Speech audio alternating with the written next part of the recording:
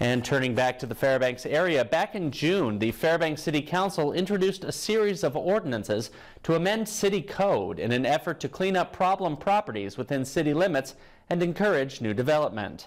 One of those three measures, which deals with blighted properties, passed the council in July. The council had postponed the other two for further consideration. Those two ordinances resurfaced again Monday night, but as Patrick Gilchrist reports, the panel of 6 elected officials still didn't think they were ready for the spotlight.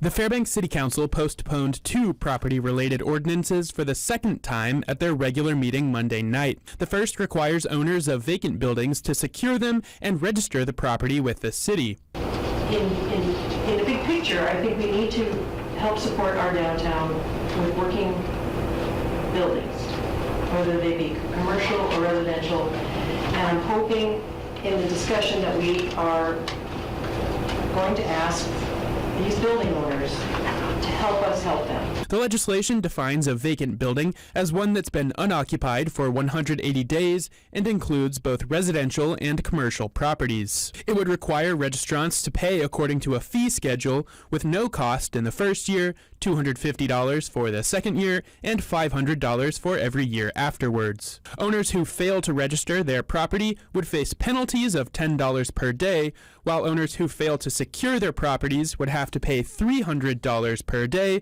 if not resolved within 10 days of notice. The measure does stipulate some exceptions, like structures used seasonally or buildings for sale, and council members suggested they'd add buildings up for lease as well. I think we've got to be flexible enough to say, okay, this is clearly a derelict problem here. This is just something that they can't find a tenant, and they're trying to not lose the property until they find a tenant.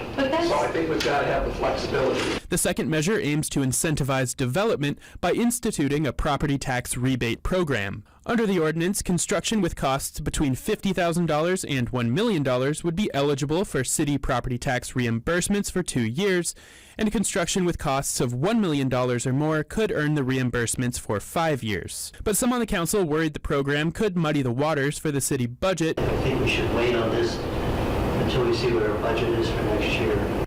While others questioned its efficacy. I guess I haven't done enough due diligence to know or feel comfortable thinking that this is going to make a difference, and that's, if we're not going to make a difference, then I don't think it's worth doing. On 2 unanimous votes, the council opted to postpone both ordinances until their December 16th regular meeting. I'm Patrick Gilchrist, reporting for News Center Fairbanks.